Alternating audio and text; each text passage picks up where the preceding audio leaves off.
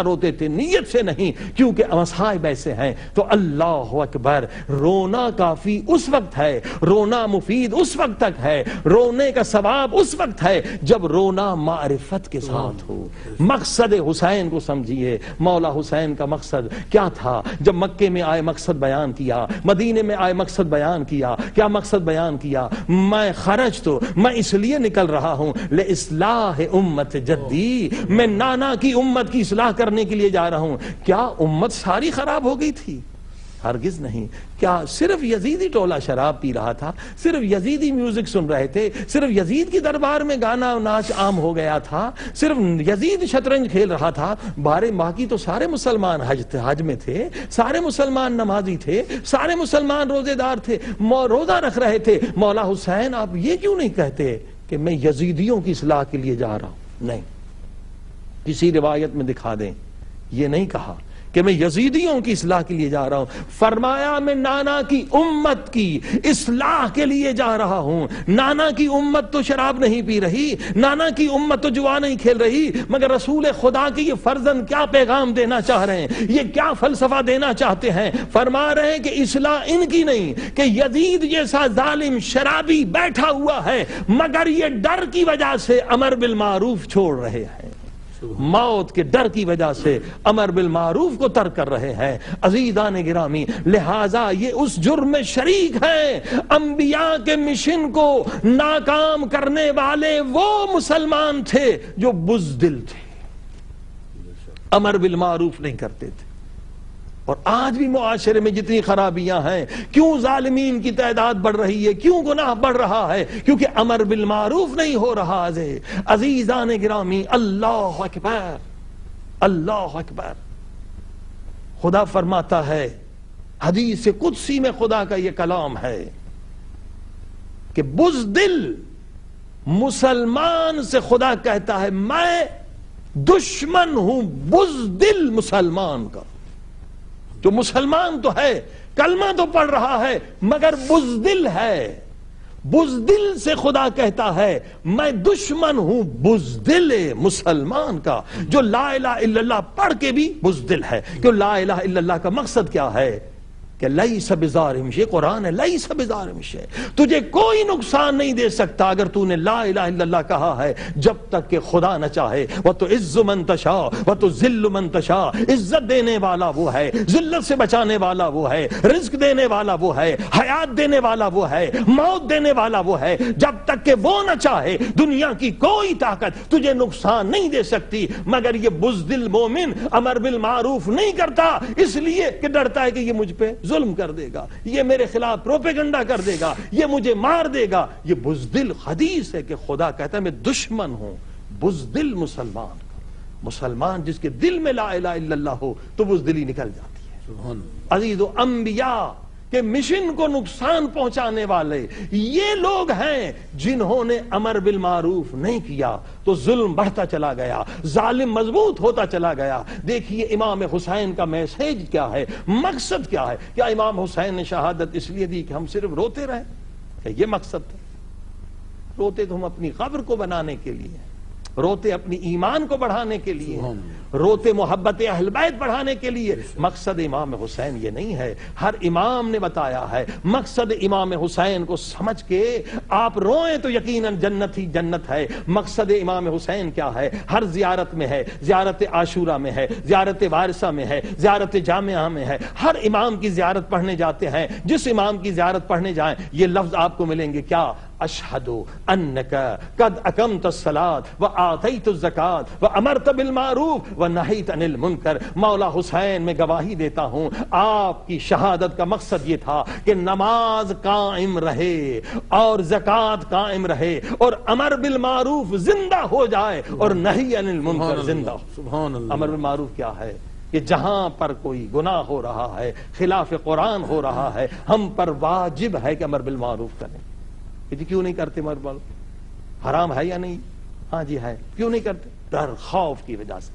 یہی خوف امام حسین علیہ السلام نکالنا چاہتے تھے، اور الحمدللہ ان قربانیوں نے رنگ دکھایا۔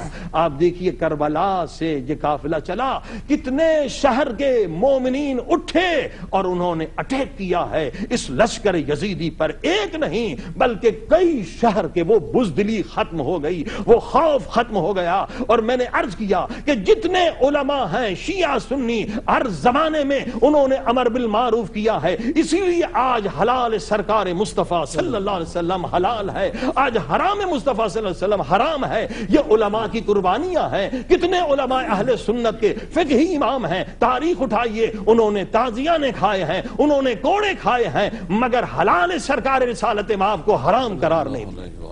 اور ہمارے کتنے علماء شہید ہو گئے، مگر یہ نہیں کہ فتویٰ بدل دیں، حلال سرکار رسالت مآب کو حرام کر دیں یا حرام کو حلال کر دیں۔ دیگر مذاہب میں آج حرام کی پہچان نہیں رہی، آج منکر کی یعنی حرام کی پہچان نہیں رہی، کیونکہ علماء نے امر بالمعروف کا حق ادا نہیں کیا۔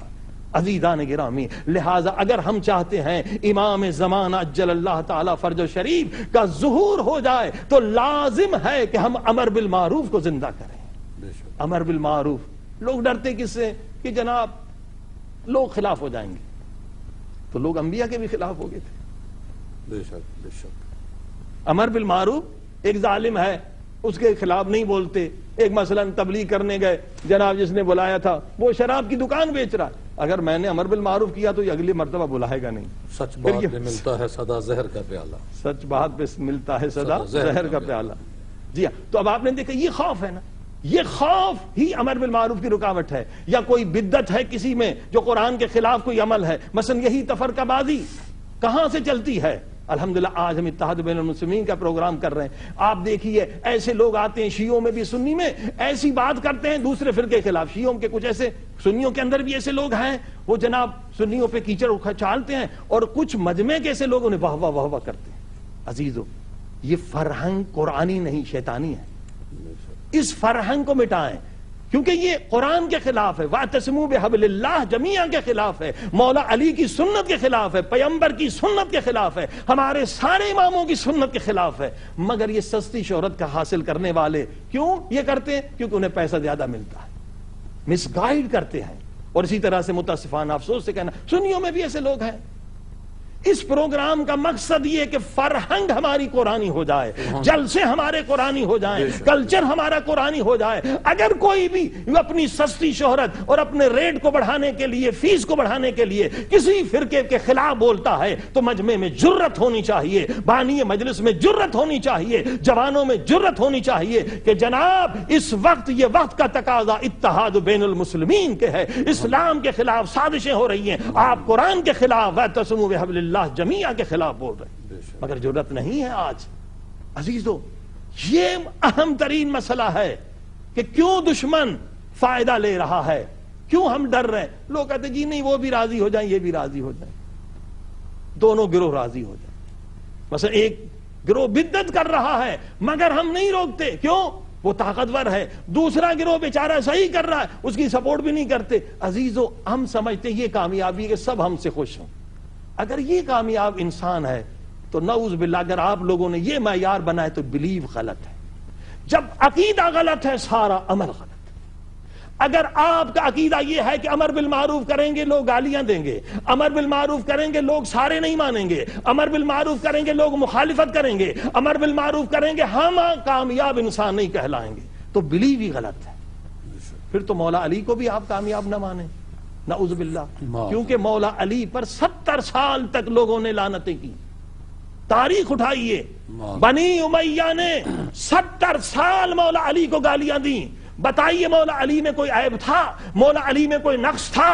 مولا علی میں ایک ذرہ چیلنج کے ساتھ کوئی ماں کا لال دکھائے کہ ذرہ برابر نقص ہو۔ دنیا میں ایسا کوئی عابد نہ تھا، دنیا میں ایسا کوئی زاہد نہ تھا، دنیا میں ایسا کوئی مجاہد نہ تھا، دنیا میں ایسا حافظ قرآن نہ تھا، دنیا میں ایسا عاشق رسول نہ تھا، دنیا میں ایسا محبوب رسول نہ تھا۔ پھر بھی لوگوں نے 70 سال مولا علی کو گالیاں دیں۔ وجہ کیا؟ امر بالمعروف کرتے تھے، ظالم کو ظالم کہتے تھے، اور جو منکر کرتے تھے، حرام کرتے تھے، انہیں سزا دیتے تھے، کبھی تازیانے، کبھی ان کے ہاتھ کاٹتے تھے۔ عزیزو، اگر کامیاب بننا چاہتے ہیں تو علی والا راستہ اختیار کریں، نہ منافقت کا راستہ.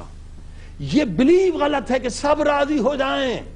عزیزو، سب راضی تو خدا سے بھی نہیں ہوں گے، سب راضی تو انبیاء سے بھی نہیں ہوئے، اور سب راضی آپ